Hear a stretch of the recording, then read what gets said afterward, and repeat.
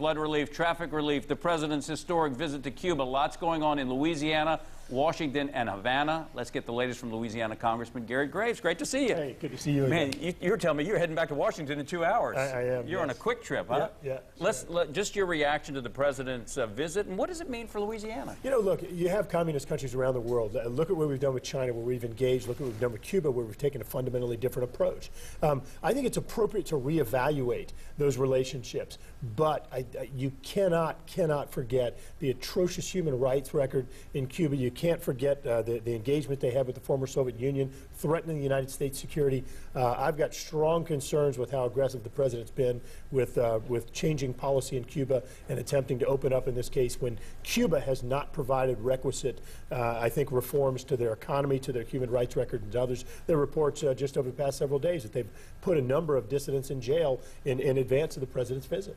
Yeah, and you were telling me you actually been invited. You've been there several times. I have. And look, it's also important to keep in mind, prior to the sanctions embargo that has been in place now for decades, Louisiana was one of the largest trading partners with Cuba. They actually get their rice in many cases from Thailand and other places. So Louisiana has the opportunity to benefit, but I'll say it again, I think that these reforms are too aggressive, and I do not think the United States has received sort of the requisite reforms that Cuba needs in order to for us to be opening up the way the president's trying to.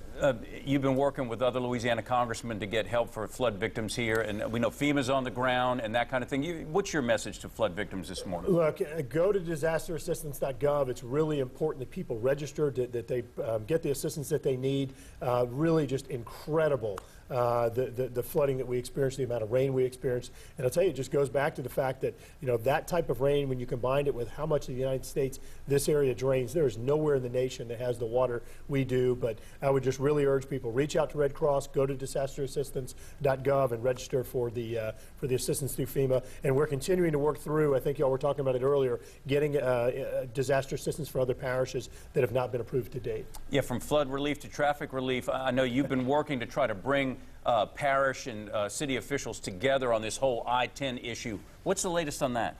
Wow, I tell you, it's been very challenging, but we're making a lot of progress. You know, one of the things, as we've talked about before, one of the reasons that you haven't seen really the advancement, or you've seen traffic really degrade to the level that it has here, is there's been lack of consensus in terms of which projects should be moving forward in this region. So we've been working together with the 5 parishes in this area, trying to move forward with a criteria-based selection process. So instead of allowing politics to decide which projects move forward, where money goes, letting really the time saved in traffic per dollar invested, letting that be a major metric or criteria that we use, and really just backing the politics out of the process, letting the models really help to dictate or to inform where these dollars are invested to make sure that we're getting best bang for the buck and getting traffic congestion relief as quick as possible. Garrett, what's your sense about where this might head? I mean, to a possible loop for the capital city? I mean, where do you think it's going to lead? You know, I think that long term, there's no doubt that we need better access, better crossings in the Mississippi River.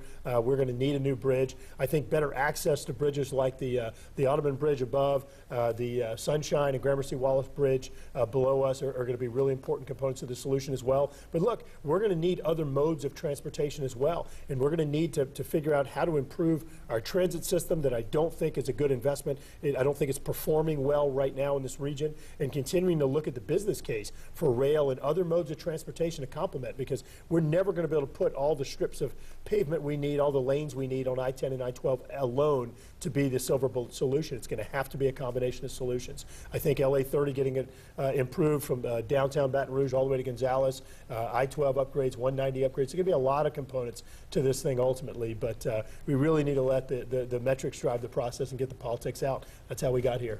As we said, you're getting ready to rush back to Washington. What's going to be your focus for the next few weeks and months? Well, I'll tell you, budget's going to be a big deal. There's a big fight that's been going on, $19 trillion national debt.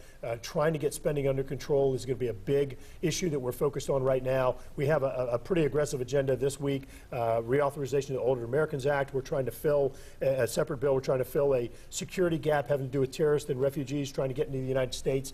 Congressman Zeldin in New York's doing an important bill on that, doing a number of bills having to do with getting women more involved in STEM curriculum and getting them involved in the space program, entrepreneurship, and other things. So big week this week, but looking forward to coming back home for Easter. Yeah, and you mentioned terrorism and immigration, hot button issues when you talk about presidential politics, whether you're on the Democratic or the Republican side.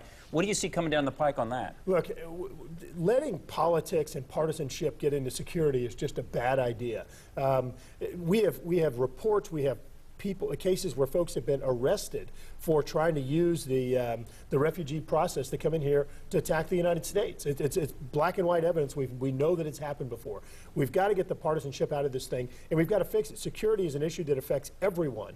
It crosses all lines, and there's some gaps that definitely need to be filled, and I've been very disappointed the way the administration's kind of been circling the wagons on their existing policies when they know that there are holes there that are making us less safe here, when they know that these terrorists are trying to find every way they can to get into the United States. We've got to strengthen security, and we need to be working together to fill these gaps and make it, keep it safe here in the United States. We also mentioned at the beginning about flood assistance, and it just always bears repeating because maybe there's some people out there that are eligible for federal assistance, but they just don't know it. What's the best thing they can do? The easiest way to get all the information that's available is go to disasterassistance.gov. Disasterassistance.gov, and you can register there. Something else is redcross.org. They can provide some short-term assistance and have been a fantastic partner with the federal government in this disaster. Thanks for joining us. Happy Easter to you and your family. I know you got to rush back to Washington. Safe travels, and we invite you to come back anytime. I appreciate Talk about what's going on.